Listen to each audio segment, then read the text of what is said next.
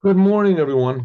All right, we are now on the last paragraph of this Hasidic discourse written in the amazing book, world-changing book, game-changing book called Torah, or written by the first Rebbe of Chabad about 250 years ago in Russia. Of course, it was in whatever, White Russia. And the idea was to bring the revolutionary concepts of the Baal Shem Tov into the world. As everyone knows, the purpose of Judaism is to change the whole world, as Abraham was commanded by God when he made the circumcision, that the covenant between him and God is that you will be the father of all nations. The Jewish people are supposed to affect and educate and be an example to and inspire all of the world, every single human being. And if there are extraterrestrial beings, I don't know, there's this big thing, you have to educate them also. Everyone that has a free will, we have to educate that there is a creator, and there's only one creator, and the creator is creating everybody. And this creating, whether the people live on Mars or on, this world or wherever they are, everyone that has a free will is being commanded. There's a question about the angels. The Rebbe brings several places that the angels have a certain degree of free will. Oh, we'll see when that happens. In any case, I guess there won't be any problem with the angels. They'll do, as soon as the Jews do what they're supposed to, then they'll fall into line immediately. However it is, we have to do what God says. In order to do that, we have to have, how do you say, an excitement, a genuine connection to our Creator. And how are we going to do that? We don't see Him, we don't feel Him.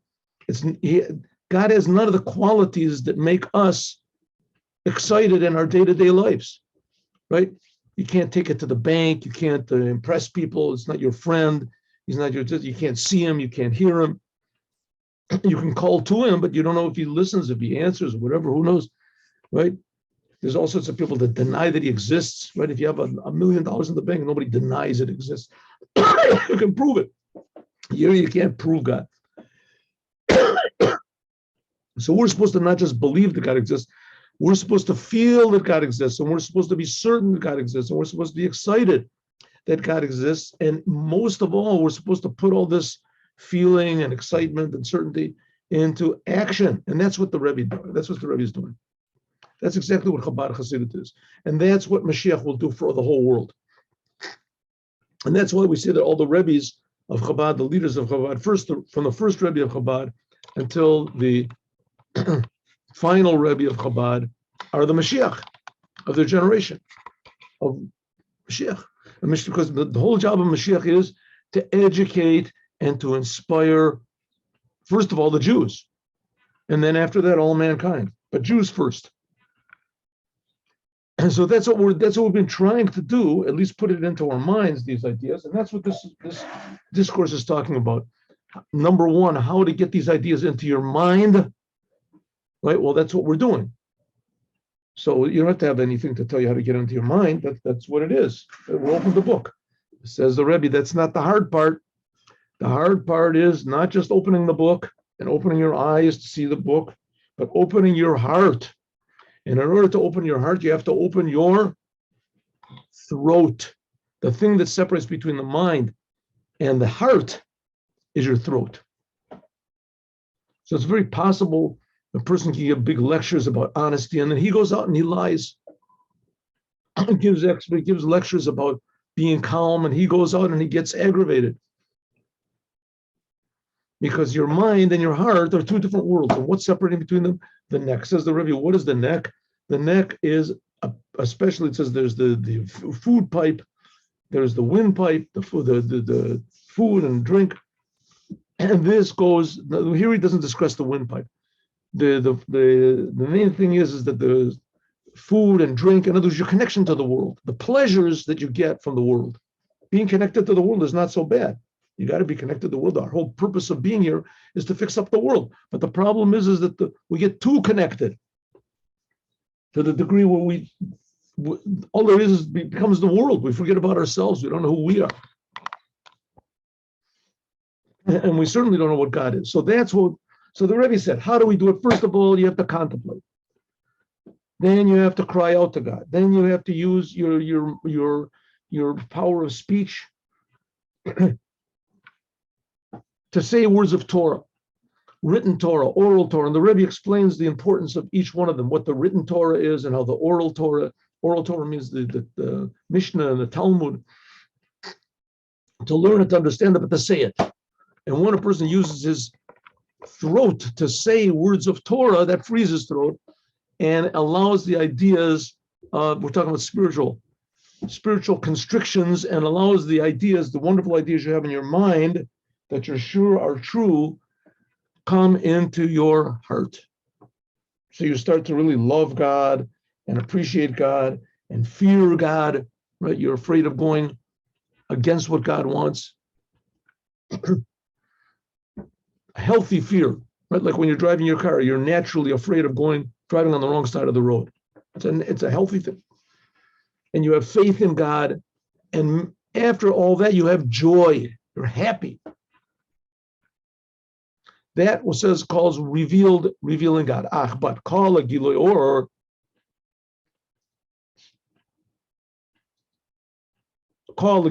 all this revelation of the light of God,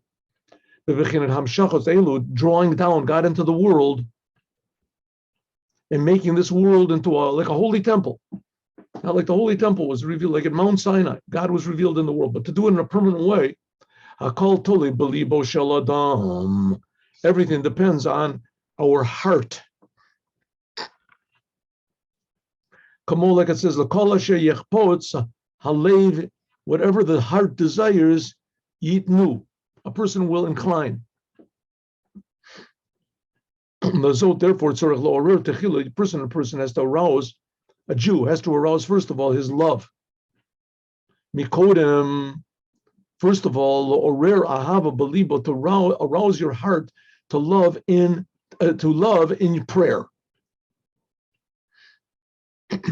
Now, we talked about this before, but just shortly going over again. Prayer has two general functions. One is that we ask God to give us things, and the other one is that we give ourselves to God. Asking God to give us things is no novelty. Religious people request from God or whatever God they believe in to give them things. People need things, and they appeal to a higher power. That's prayer. But Hasidut Chabad stresses very much. It's not a new idea, but they stress very much that one whole area of prayer, in fact, that's, let's say 90% of prayer, is giving ourselves over to God, appreciating God. Like King David, you ever read the Psalms? Read the Psalms. Some of the Psalms are supplicating to God, and some of the Psalms are telling to God. King David had a lot of problems. So therefore, a lot of his was requesting help from God, but praising God and showing how much he loved God unconditionally. In order that his heart will desire truly the Gilui Hashem. You have to really want God to be revealed in the world. God to be revealed in the world means like the difference between a sick person and a healthy person, right? You know somebody that was really healthy and the person has a stroke. God forbid. A healthy person, a wonderful, a fellow of infinite jest, he has a tremendous sense of humor, and he's helpful, and he says all of a sudden he has a stroke and he's out. He's alive. He's alive. You want him to be healthy again. You want him to be healthy. You can ask a question, listen, at least he's not dead. At least he's not dead. That's something that's better than nothing, right? Better than nothing. So you say, okay, yeah, good. There's a potential, there's a chance, but I mean, you don't know how wonderful a person that he was. He was he was a nice person. He talked. He was somebody to talk to. I liked him. Really good person. Now look where he is now. Yeah, well, the world is in a coma. And we're praying that there should be revealed life in the world. God should be revealed in the world. We've gotten so used to it, we don't know. I just read a story about somebody, it's not just now, I read it. Someone that was in a coma for like 20 years, something like that. All of a sudden he came to, remembered his people, remembered his family. Same thing in the world. All of a sudden the world will come to and they'll remember God. Everyone in the world will remember, wow, I'm a creation. That's what it means to have revealed God in the world. But you have to really want it. You have to really believe that the world is in a coma and that it can be improved. That's what Chassidut is for, to tell us how the world is supposed to be. All these different levels and revelations of God that should be right here. That's what should be our concern. And therefore, and therefore we say, we talk about going out of Egypt in the morning and in the evening. That's how the start of this Maimon. That's this whole, what we're reading in the Torah now about the Jews going out of Egypt. So it says a commandment, you have to mention going out of Egypt, you have to mention going out of Egypt in your prayers in the evening, in the morning and in the evening. But I am God that took you out of Egypt. You always have to remember about going out of Egypt. Now we explained before that going out of Egypt, that's this thing of the throat, taking the ideas that are in your mind and bringing it into your heart. The ideas about how good God is, how good the world is, how wonderful life is, how amazing it is to serve the Creator, how happy we should be that we could do anything the Creator wants and think what the Creator wants. The excitement, the love, the feeling in our heart is stuck in our brain. It's in our mind. We can't, it says that going out of Egypt means bringing it from our brain into our heart. And it says you have to mention this going out of Egypt in the morning and in the evening. Hainu, namely, Parshat Tzitzit, to say the paragraph about Tzitzit. Remember, we learned about that several times. Rabbi Elazar ben Azariah, last week we talked in the Dvar Malchut. And that when we say Shema, we should say the third paragraph of Tzitzit, and there it talks about, I am God that took you out of Egypt. There's other places also in prayer where we talk about it, the song that the Jews sang on the splitting of the sea. But nevertheless, this is the main place. I am God that took you out of Egypt. Shekatuv Sham, it's written there, Liot Lochem Lelokim. It says, I am God that took you out of Egypt to be for you for a God. Ani Hashem Elokeichem. I am God, your God. That's what it means going out of Egypt, that you feel that God is our God. It's my God. It's not just the God of the rabbis or of Moses. It means like this. Ki lo dai, it's not sufficient, beat orut alev b'tefillah, to arouse your heart in the prayer in the morning alone. Oh, now another condition, right? Another condition. We thought that learning about God and understanding God, that's enough. Enough. Okay, leave me alone. How many people learn about God? I learned about God. Says, no, you have to take it to your heart. Okay, I'll take it to your heart, my heart. I take it. I'll think about it. I'll think about it. I'll say words of Torah. I'll be inspired. Now, my heart is also desirous of God and loving God and fearing God. When in the morning prayer, said the Rebbe, that's very good, but it's not enough. Ella, but it says low diet, it's not enough to arouse your heart just in the morning prayer alone. Ella, but the yomo, the whole day, mikiven sha'achakach, because afterwards, poneh la sakov. Afterwards, you forget it, you stop praying, and you go outside and you go to work. When you go to work, all of a sudden, it's a different world. There's all sorts of unpleasant surprises. Huh? Suddenly somebody cuts you off on the road, somebody doesn't pay you, somebody curses you out, and suddenly you forgot your keys, someone says something to you, gets you angry, right? So it disappoints you, frustrates you, lies to you. You go to the world, into the real world, it's not like being in synagogue. When you're in the synagogue, it's just you and God. All you have to do is just think about the words, concentrate more on the words, realize that what you're saying is true. Oh, then you can have a little bit of love of God, maybe even a lot of love of God, a tremendous excitement about God. But after you close the book and after you leave the synagogue, all of a sudden, you're not in control anymore. Even a person that's not a businessman, he doesn't go have a job. Let's say he sits and he learns Torah the whole day. When he learns, he learns about things that you do. Agricultural laws, etc. he starts thinking about the physical world. Bebechinas Hester, Betzimtzum, Bechinas Elokim. He thinks about the physical world. Now he's not thinking about God anymore. He's thinking about the laws. If my ox gores somebody else's ox, and that ox has a baby laying next to it, is that did they give birth to the baby beforehand, or did they give it afterward? Do I have to pay for the baby, or don't have to? Right to the calf, I have to pay for it, right? These are thinking about physical things. But tzorich lo'orer, there's no love, there's no emotions to God. Tzorich lo'orer od ahava, you have to arouse the love and the joy from the inner porn of the heart again. Liot gilui b'chinet yud kei vav kei, like we said before. So therefore, you have to pray also in the evening. Oh, so that's enough. Says the Rebbe, lo died. That's not enough in the revealed God, that you feel God, that God is creating you, and that all there is God, and that God is infinitely good, and God is always with you. You feel this love in your prayers the whole day. Says the Rebbe, that's not enough. But it has to be also Torah Shabbat. It has to also say the words of Torah.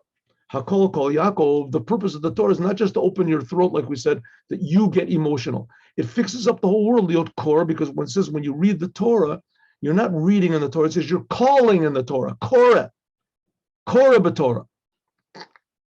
You call, you draw down into the Torah the revelation of God, really. Because what is the Torah? The Torah is what God says, right? It's God.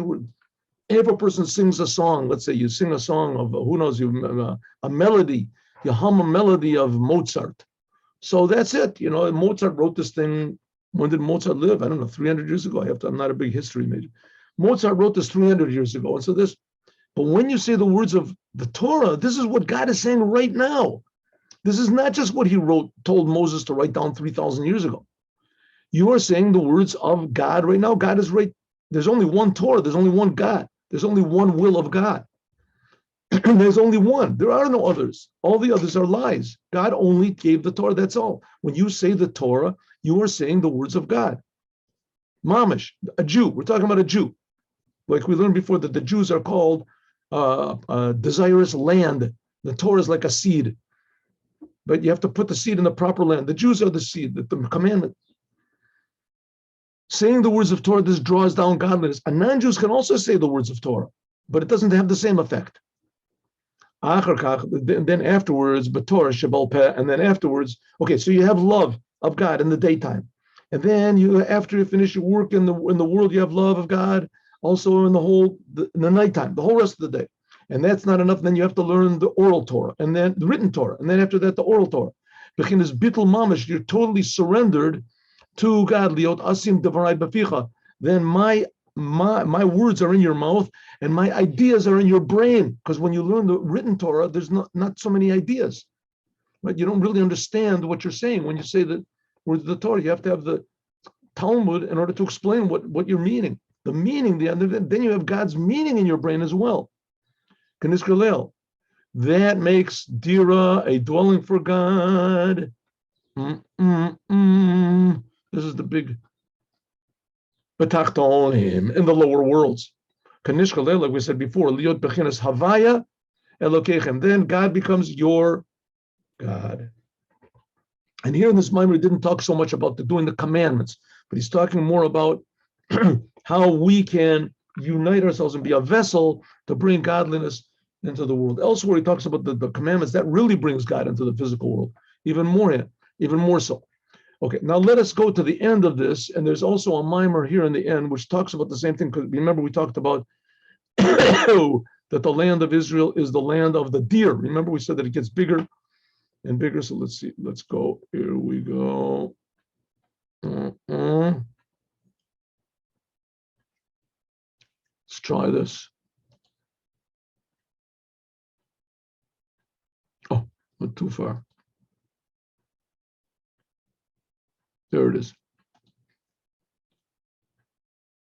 Wonderful.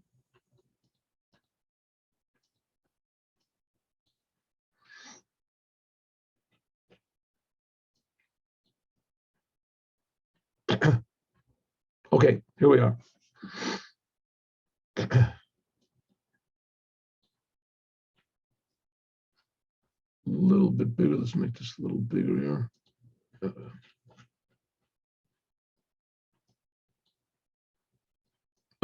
Here's a,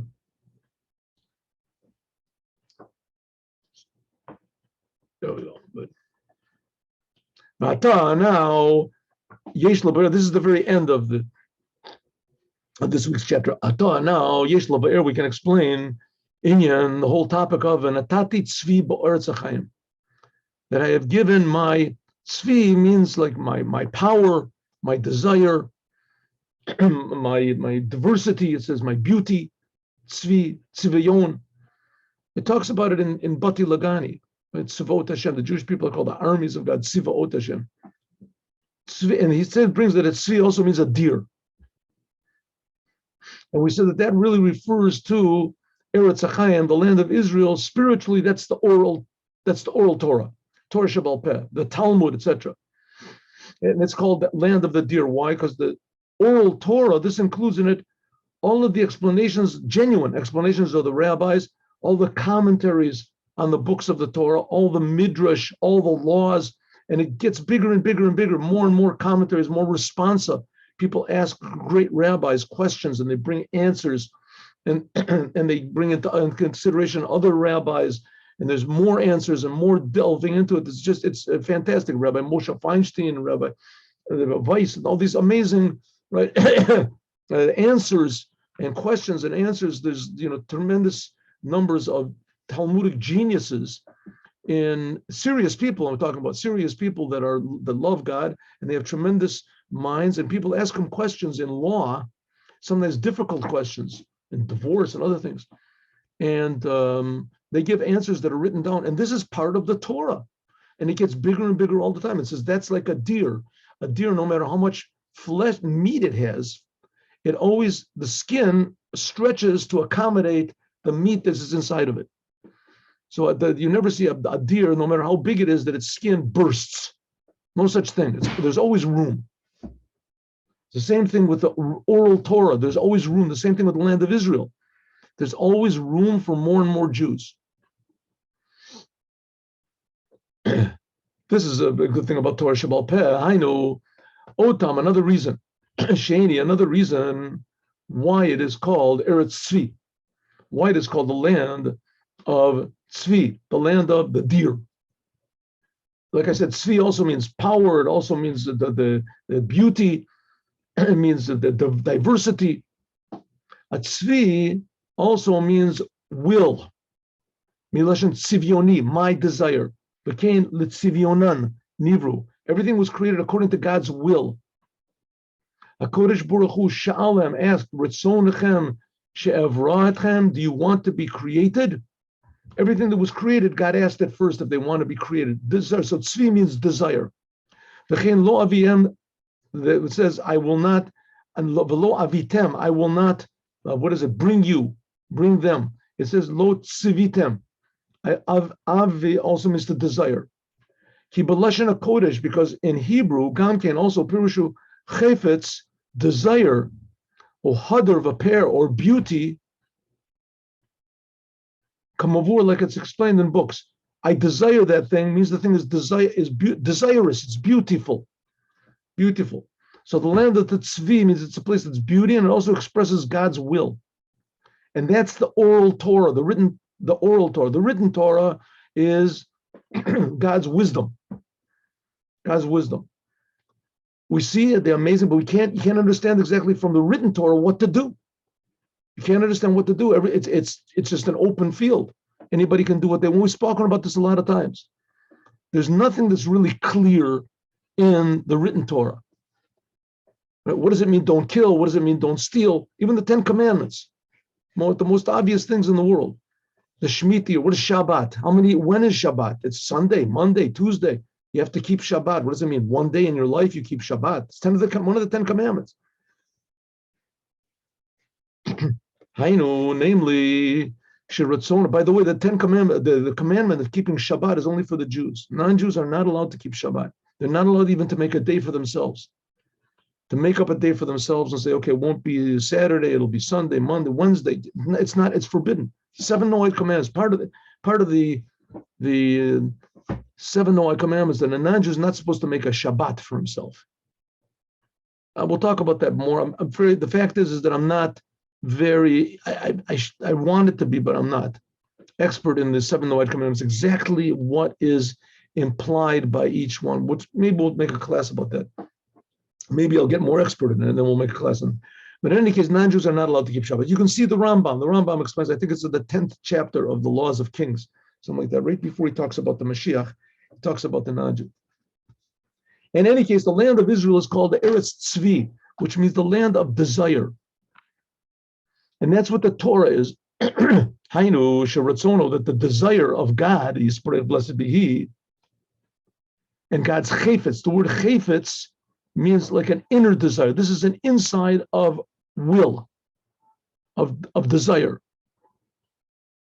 Chayfetz means, ratzon means like an external desire, right? For instance, I go to work. I work in a factory. I go to work every day. Why do I go? Because I want to. I go and I go, what's my chayfetz? Why do I want? Right? I'm not going to work because I love it. If a person loves it, then that's his chayfetz. But let's say he goes to work because he needs the money.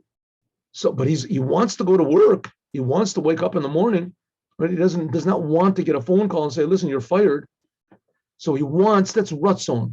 Ratzon means I'm doing what I want. Chayfetz means what I desire. My inner goal for.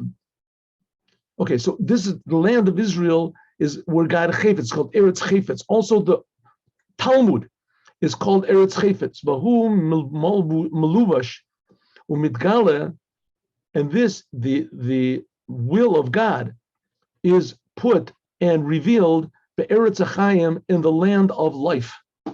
What is the land of life? We said the land of Israel, but of course the land of Israel is not enough.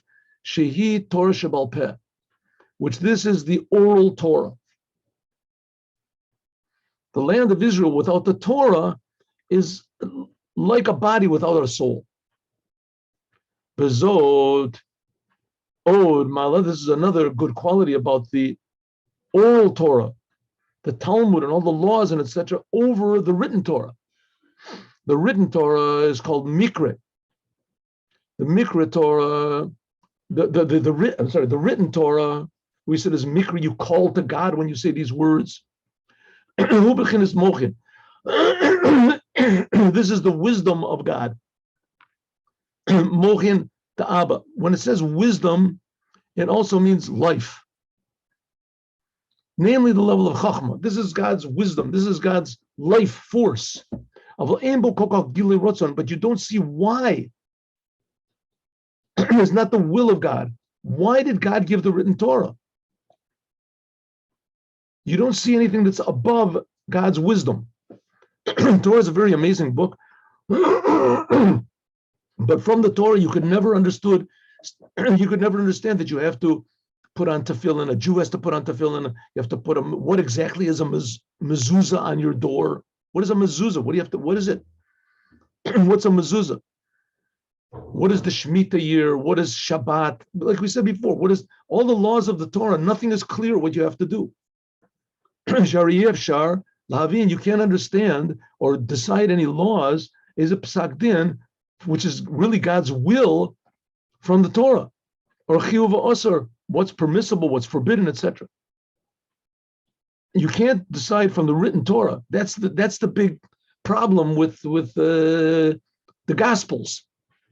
Came along this guy, JC came along, and he says, there's no more, you have to do every word that it says in the written Torah.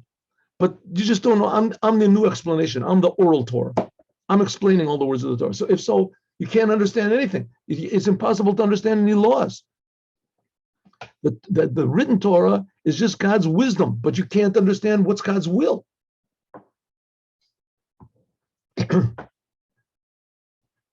But Torah Shebal Peh, the written Torah, it's almost like a human body, right? Like a human body. You study anatomy. A human body is tremendously complicated. Tremendously complicated. But what are you supposed to do with it? So then you have psychiatry, psychology, how the mind works, how it works, how you can, and the mechanics of personality, of emotions and things. Okay, but what are you supposed to do with it? What are you supposed to do with your love, with your? So what does psychiatrists say?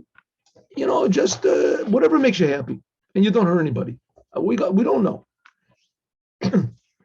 So supposing that the psychiatrists are right, as the anatomists are, that the human psyche and emotions are clearly laid out exactly like the human body. And so that's like the written Torah. Everything is exact. Everything is the way it's supposed to be. Right? But what are you supposed to do with it? What are you supposed to do? Whatever you want. Right? Do anything you want to, just anything that makes you feel good. That's what you should do. That's the same thing with the written Torah. The written Torah is very exact. It's like the anatomy of God, the anatomy of the Jewish soul. We're made in the image of God. But what are we supposed to do with it? Right? So that's the soul of the whole business. That's the oral Torah. That's the Talmud. The Talmud explains to us, these are people that have the exact same question. What are we supposed to do with it? And they sat and they discussed it, and they got inspiration from God, and they discussed one another. Is my inspiration accurate? Is it not? That's what the whole Talmud is. That's the Torah Shabbat Peh. That's the oral Torah. Bo Melubash is revealed God's will, what you want to do. This is the laws. Shabbat Torah Shabbat Peh. That in Torah, that in the oral Torah, we know what's forbidden, what is permissible. Shazeu, this is the will of God, Baruch Hu. B'zeu natati tzvi ba'oretz. That's what it means. I put my power, my beauty in the earth, in the world, Hachai, in the land of life. What's the land of life? That's the Talmud. Davka, Shegili, Aratzon Elyon, that the revelation of God's upper will, who is B'Torah Shabbat Peh, in the oral Torah specifically. This is because Sof Masa Medachshav Techila. Sof Masa. Maybe I made this too big. What's going on over here? 1 second. 1 minute. 1 minute. There we go. There we do not go. Here we go. A little more. Oh.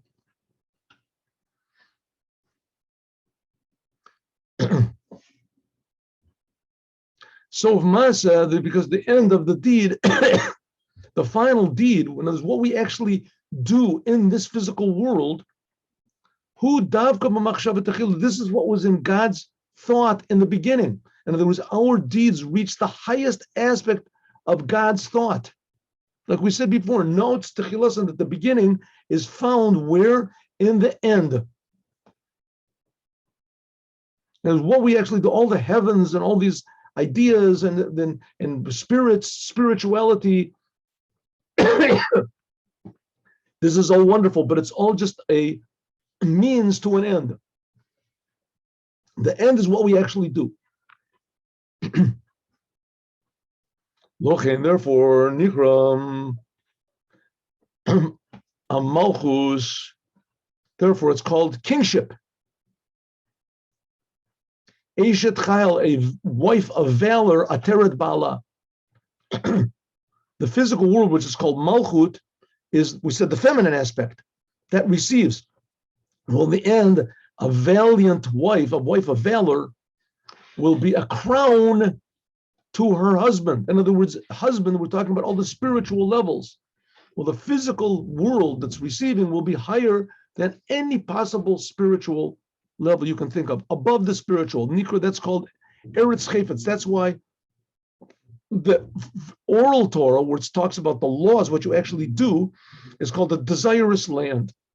And that also corresponds to the land of Israel, which is a land like any other land, but it's a desirous land. It's a special, God decided that he wants, here is going to be where his revelation is. Here is the holy temple. Why is it called Eretz Chayfetz? Because in the Talmud is revealed, Ratzon, God's will is revealed in it specifically. It's like the physical world. In the physical world is revealed the power of growth. This is infinite. That you put a little seed in it that has no qualities whatsoever of color or taste or nourishment. And suddenly there grows up from this little seed things that weren't in the seed, apparently, weren't in the seed.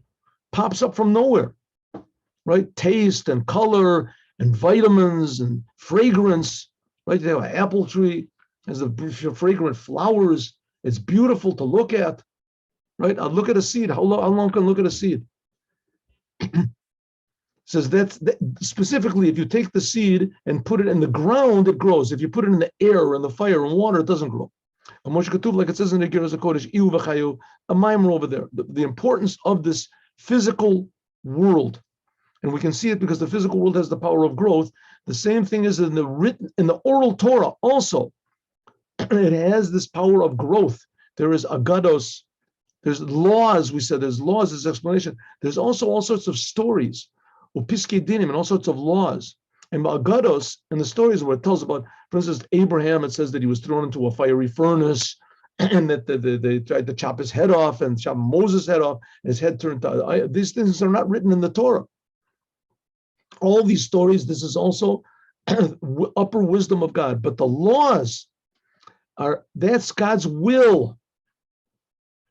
And therefore, liman halachas, when you learn laws, you learn the Shulchan Aruch, this is nali yoter, even higher than learning just the agadas. It's higher than learning the stories of the Talmud, even though the stories of the Talmud are pretty interesting.